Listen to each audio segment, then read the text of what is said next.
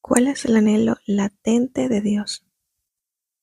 Sí, que todos lleguen al arrepentimiento y que todos sean salvos. En el estudio bíblico de hoy, Joel 2, tendremos en cuenta esto que está aquí, el tiempo. Y el tiempo que Dios se tomó con muchísima antelación de avisar a toda la humanidad de lo que iba a pasar es abismal. Nadie tiene excusa para decir que no lo supo, que no lo escuchó, porque solamente hasta el día de hoy, en comparación con este libro de Joel, han pasado 2824 años. Ahora bien, afirma el Señor, vuélvanse a mí de todo corazón, con ayuno, llantos y lamentos. Cada vez que veamos, afirma el Señor o declara el Señor, esto lo podemos recibir como una promesa, ese Neum Jehová. Cada vez que vemos eso, aférrense a lo que Dios está diciendo, porque Él es fiel en cumplir todo lo que promete. Incluso dice, vuélvanse a mí. Claro está que Joel está hablando al pueblo de Israel, que actualmente no ha sido sino más un recipiente para el juicio de Dios. Sin embargo, él aún, Dios, manteniendo ese pacto divino, le dice, vuélvanse a mí de todo corazón, y te da la manera como hacerlo, con ayuno, con llanto, con lamento. Si volvemos al comienzo, ahora bien, en otras versiones dice, y también ahora, e incluso ahora, y es que esta palabra atá en hebreo significa inclusive que todo está mal, porque imagínense que el pueblo de Israel esté siendo perseguido, ¿ok? Esté siendo bombardeado, que usualmente eso es lo que siempre está pasando. El Señor está recordando que inclusive en los peores tiempos siempre es bueno volver a Dios y arrepentirse para que Él pueda restaurar e incorporar, ejecutar su plan original para nosotros. En este caso estamos hablando del pueblo de Israel, pero siempre sacamos algo muy bueno de la Biblia aplicable para todo ser viviente que sigue a Dios. Y como el hebreo es un idioma tan mm, profundo y rico en léxico, solamente con esta palabra ata, el Señor lo que quiere manifestar es el sentido de urgencia que todos tenemos que tener. Entonces, traducción, inclusive ahora, en tiempos tan difíciles, hay un sentido de urgencia en recordar la promesa de Dios. ¿De qué? De volver, es decir, de arrepentirse, de ir de vuelta a Dios. ¿Cómo? Con todo corazón, con ayuno, llantos y lamentos. Es importante recordar que en tiempos de lamento se colocaban y de pérdida se colocaban este saco de silicio que literalmente te hace picar toda la piel y se llenaban la cara de ceniza. ¿Por qué? Porque creemos que cuando no tenemos a Dios y hacemos todo por nuestra cuenta, nos vestimos con ego. Pero el recordar que solo somos carne y vamos al polvo y nuestra alma va a Dios, al Todopoderoso, que juzga lo que hizo cada quien en la tierra, recordamos que sí es necesario tener ese sentido de urgencia, de arrepentirse verdaderamente. Y esto era una de las tradiciones que hacía el pueblo de Israel y que aún Dios ha mandado a muchos de esos profetas a vestirse de este saco de silicio para recordar que es necesario el arrepentimiento. Rásguense el corazón y no las vestiduras, vuélvanse al Señor, su Dios. Esta era una tradición que tenían los hebreos, donde al momento de la muerte de un ser querido rasgaban sus vestiduras. Y asimismo, recuerda que a Dios no le gusta la superficialidad ni las apariencias, sino que Él busca un corazón contrito y humillado. Él está aquí recordándonos que tenemos un Padre y hace resaltar en este versículo su carácter, que es bondadoso y compasivo, es decir, que ese carácter de nuestro Padre Celestial es dispuesto a sufrir mucho porque quiere proporcionar una cantidad abundante de gracia. Y todo buen padre sabe que hay un momento que el hijo se pone rebelde. Sin embargo, él aún lo sigue dando todo para recibir eso que él dio. Este claramente no ha sido el caso de Israel, por cuanto ha sido pueblo rebelde. Sin embargo, Dios recuerda que también él es lento para la ira y lleno de amor. En otras versiones, esta parte que no me gusta mucho, que cambia de parecer y no castiga, pero dice en una versión hebrea traducida, dice, y se conduele de la desgracia, es decir, que su gracia no se acaba, él no retiene esa bondad, ese amor, y le duele ver a sus hijos, su creación, su pueblo, estar pasando por este tipo de eventos del sentido espiritual, que es en este caso la rebelión, el pecado.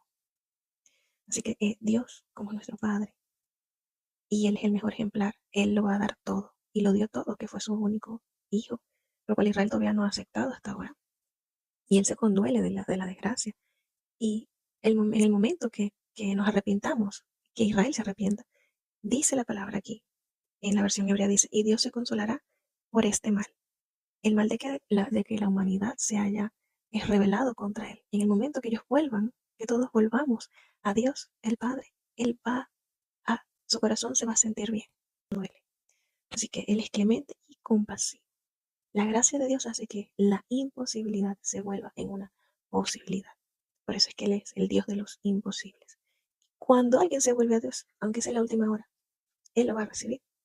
Así que Dios quiere poder establecer ese anhelo en la restauración de la humanidad.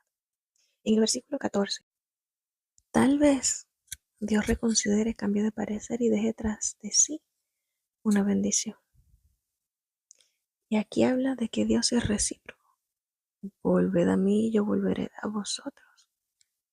Dios espera esa reciprocidad porque Él lo ha dado todo y ahora pues a la humanidad le toca ese paso. Él no rechaza a la gente, sino que Él se vuelve a ellos. Él perdona, Él da su gracia, Él espera, deja la ira para el final para poder dar abundante gracia a todos los que van a. En otras versiones habla de que Él va a dejar una minta y una neza, es decir, una ofrenda de grano, una ofrenda vegetal y una ofrenda de agua, que usualmente era vino. Y es que si la humanidad se vuelve a Dios y si la humanidad es agradecida con Él, Él va a demostrar que Él está complacido por esa decisión, bendiciendo abundantemente a la humanidad. Toquen el shofar en Sion significa una declaración del reino celestial y un recordatorio de la provisión de Dios. Y unido significa que Dios ha proveído la salida para la humanidad, para la redención de sus pecados, con el fin de que todos experimentemos ese reino celestial. Proclamen el ayuno. En otras versiones dice santifiquen el ayuno. Claramente nosotros sabemos que el ayuno tiene múltiples beneficios para el organismo, pero cuando habla de santificar el ayuno es recordar el propósito original del mismo, aplicado por el mismo Jesucristo en el desierto, que fue llevar cautivo a la carne para que el Espíritu Santo retome en nosotros el plan original, que en este caso sería que hagamos la voluntad de Dios.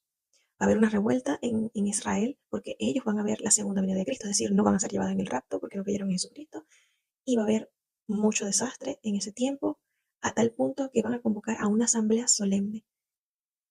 Ellos van a congregar al pueblo, van a purificar la asamblea, van a llamar a todo el mundo, los ancianos, los niños, los que maman, inclusive en el acto más sagrado, instituido por Dios, que es el matrimonio. Va a decir que salgan a la alcoba los recién casados, porque esto es urgente y hay que responder adecuadamente. Y he aquí la cuestión principal de Joel 2, y habla de los sacerdotes y los ministros del Señor. Hemos llegado a un tiempo donde la iglesia se ha vuelto carnal y ha dejado la espiritualidad de un lado. Los sacerdotes se les está mandando a los líderes de los templos, de las congregaciones, que giman una vez más para que el Señor se compadezca de su pueblo. Vale la pena destacar que el único sacerdote y el que media ante nosotros, ante Dios, es Jesucristo, el perfecto sacerdote, el que dio su vida. Sin embargo, todavía ellos tienen la misma costumbre de que haya sacerdotes, y esos sacerdotes se purifican constantemente para mediar por el pueblo de Israel. Ahora, ¿qué tienen que hacer ellos? Le van a pedir a Dios que no entregue el pueblo de Israel a la desgracia, porque realmente son bombardeados, ellos nunca tienen paz. Y dice, ¿por qué habrán de decir entre los pueblos dónde está tu Dios?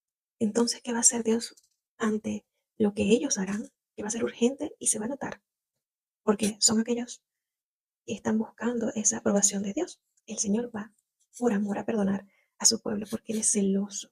O sea, Jerusalén, Israel, es propiedad de Dios, es su ciudad santa. Aquí podemos ver que hay una relación entre la tierra y las personas. Y esto claramente lo sabe Satanás. Al atacar a las personas en su espíritu y logra que las personas se alejen, la maldad se va a ver en la tierra. Y esta relación la manifiesta aquí Joel 2:18. Y Dios les responderá, ya ese será en el tiempo del fin, ya habrán pasado muchas cosas, según Apocalipsis, y va a haber un momento que el Señor ya los va a perdonar, y va a enviar su bendición. Y mire cómo envían la bendición: cereales, es decir, trigo, vino nuevo y aceite. Estas tres cosas son mencionadas múltiples veces en profecías y lo que significa es lo que Dios va a hacer. Por ejemplo, cuando Dios quita el trigo, el vino nuevo y el aceite, hay juicio. Y cuando lo devuelve es porque hubo arrepentimiento y está bendiciendo a la tierra o a ese pueblo. Y este pueblo será plenamente saciado y no volverá, Dios no permitirá que sean entregados a la desgracia de las naciones. ¿Qué significa esto? Significa que aquí Jesucristo mismo va a luchar, y es lo que hablamos en Apocalipsis del Armagedón, que él va a destruir al enemigo del norte, el ejército invasor del norte, que viene contra o que vendrá e irá y tratará de derrotar a Israel. Alejaré de ustedes al que viene del norte, arrojándolo hacia una tierra seca y desolada. Lanzaré su vanguardia, es decir, su rostro, su esencia misma, hacia el mar occidental, que es el mar muerto, y su retaguardia, o toda su escolta, hacia el mar occidental, que sería el mar Mediterráneo, y se elevará su fetidez, y el Señor hará grandes cosas. Aquí estamos hablando de que este ejército poderoso que hará guerra contra Israel va a ser derrotado por el mismo Dios. Y me encanta aquí este sarcasmo, esta burla que Dios está haciendo, porque el mismo Satanás, los espíritus inmundos, van a hacer que esta guerra sea posible. Y aquí está hablando de que Satanás va por un momento, que ese enemigo por un momento se va a sentir exaltado, solamente por un momento. Por eso dice: y se elevará su fetidez al punto que, bueno, todos los cuerpos se pudrirán. Eso va a ser una derrota inminente. Por eso dice: el Señor hará grandes cosas. Está hablando aquí del enemigo. El Señor hará grandes cosas. Ahora, ¿sabes lo que dice la Biblia? Que el que se exalte será humillado. Y ahora terminamos con este versículo muy hermoso, que es cuando Dios es exaltado entre las naciones. Porque, bueno, en aquel tiempo ya Dios vencerá al enemigo de Israel y va a comenzar a traer ese confort, esa tranquilidad, esa paz, diciendo: no temas tierra. La tierra está viva, está dirigiéndose a la tierra de Israel, sino alégrate y regocíjate, porque el Señor hará proezas, hará grandes cosas. Y aquí se está refiriendo al Dios Todopoderoso. Y es que después de tanto sufrimiento, en el momento que haya arrepentimiento, Dios peleará la batalla de Israel y no dejará que ninguna nación gobierne sobre ella, ni que sean el oprobio de, de todas las naciones.